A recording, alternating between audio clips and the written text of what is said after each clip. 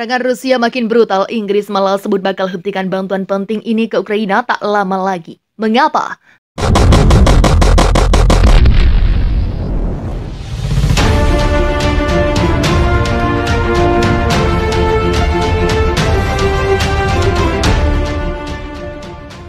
Perang Rusia-Ukraina telah memasuki hari ke-186 pada Minggu 28 Agustus. Di tengah perang yang masih berlanjut, Rusia menembakkan artilerinya ke beberapa kota Ukraina di seberang sungai dari pembangkit listrik tenaga nuklir Zaporizhia. Pejabat setempat mengatakan serangan Rusia tersebut menambah penderitaan warga karena laporan penembakan di sekitar pembangkit memicu kekhawatiran akan bencana radiasi.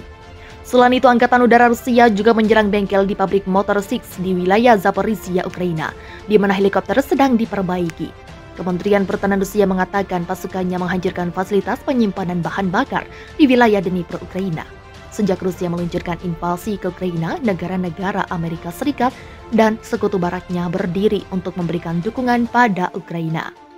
Barat menjatuhkan sanksi yang berat pada Rusia. Selain itu, Barat juga berkomitmen memberikan bantuan kemanusiaan maupun bantuan militer untuk Ukraina. Salah satu senjata yang memberikan banyak bantuan senjata untuk Ukraina adalah Inggris. Namun agaknya Inggris akan menghentikan bantuannya ke Ukraina segera. Mengapa? Dukungan keuangan Inggris untuk militer Ukraina akan berhenti pada akhir tahun.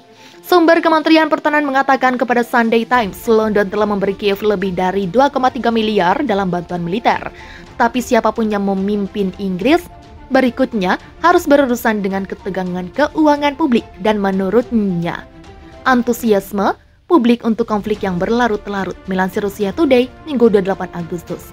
Perdana Menteri Inggris Boris Johnson mengunjungi Kiev minggu lalu, di mana ia mengumumkan paket baru bantuan militer ke Ukraina senilai 54 juta. Di atas 2,3 miliar yang dilakukan oleh Inggris sejak operasi militer Rusia dimulai pada Februari. Johnson berjanji untuk mendukung militer Kiev selama apapun, dan calon penggantinya, Menteri Luar Negeri Liz Truss, dikenal karena sikapnya yang lebih hawkish, agresif terhadap Rusia. Inggris saat ini bergulat dengan inflasi yang melonjak diperkirakan mencapai 18% pada awal 2023 dan rekor harga bahan bakar didorong oleh kekuatan pasar gangguan pasokan karena konflik di Ukraina. Dan keputusan Inggris untuk memotong impor energinya dari Rusia, sebagian besar kenaikan harga ini diteruskan ke konsumen dengan regulator energi Afgan menaikkan batas harga energi pada hari Jumat sebesar 80%. Langkah ini akan membuat rumah tangga rata-rata membayar lebih dari 3.500 per tahun untuk tagihan energi. Anggota Partai Konservatif akan memberikan suara mereka bulan depan untuk Truss atau mantan konselir Rishi Sunak untuk menggantikan Johnson sebagai pemimpin partai dalam Perdana Menteri Inggris.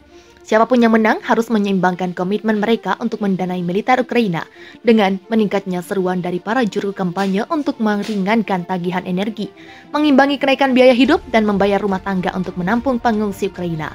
Dengan latar belakang ini dan meskipun permintaan solidaritas Kiev dari publik Eropa, dukungan untuk kebijakan sanksi Inggris terhadap Rusia semakin berkurang. Jajak pendapat YouGov pada bulan Maret menemukan bahwa 48% orang Inggris mendukung peningkatan sanksi terhadap Rusia. Bahkan jika itu menyebabkan tagihan energi yang lebih tinggi pada bulan Juni, ini telah turun menjadi 38%. Demikian juga sementara 49% mengatakan pada bulan Maret bahwa mereka akan menghadapi kenaikan pajak untuk menanggung militer Ukraina. Jumlah itu telah turun menjadi 41%. Ikuti langkah UE, Inggris ringankan sanksi untuk Rusia. Setelah berbulan-bulan menghukum Moskow atas agresinya ke Ukraina, Inggris akhirnya memutuskan untuk meringankan sanksi anti-Rusia pada Senin 1 Agustus waktu setempat. London telah melonggarkan beberapa pembatasan yang diberlakukan pada Rusia yang memungkinkan perusahaan untuk memberikan asuransi dan reasuransi kepada entitas yang terkait dengan Rusia. Amandemen General Trade License Rusia Sanction Vessels diumumkan oleh Departemen Perdagangan Internasional Inggris. Ini adalah lisensi yang mengatur tentang pemberian bantuan teknis, jasa keuangan dan dana, dan jasa perantara yang berkaitan dengan kapal. Lisensi umum telah direvisi untuk menghapus Peraturan 28 Layanan Keuangan dan Dana yang terkait dengan barang terbatas dan teknologi terbatas dari paragraf 1. Kata Departemen menjelaskan dalam sebuah pernyataan singkat seperti dikutip dari AFP Selasa 2 Agustus. Ayat tersebut di atas menyebutkan kapal laut dan pesawat udara bagian-bagian komponennya serta mesin turbin gas aero. Pembatasannya dipandang sebagai alat untuk merusak perdagangan minyak Rusia, tampaknya telah ditunda karena kekhawatiran bahwa pembatasan tersebut akan membuat harga minyak mentah naik dan semakin mengganggu stabilitas keamanan energi global. Langkah serupa untuk melonggarkan sanksi anti-Rusia diambil oleh UE bulan lalu. Pada 21 Juli, Dewan Uni Eropa mengizinkan transaksi yang diperlukan bagi perusahaan milik negara Rusia untuk menjual minyak ke negara ketiga, dengan maksud untuk menghindari potensi konsekuensi negatif bagi ketahanan pangan dan energi di seluruh dunia.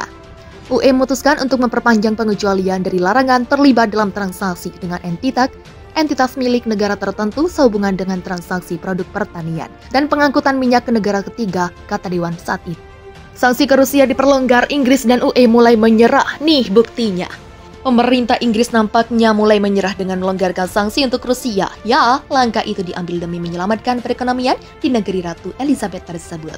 Baru-baru ini London dikabarkan telah melonggarkan beberapa pembatasan pada Rusia atas konflik yang sedang berlangsung di Ukraina.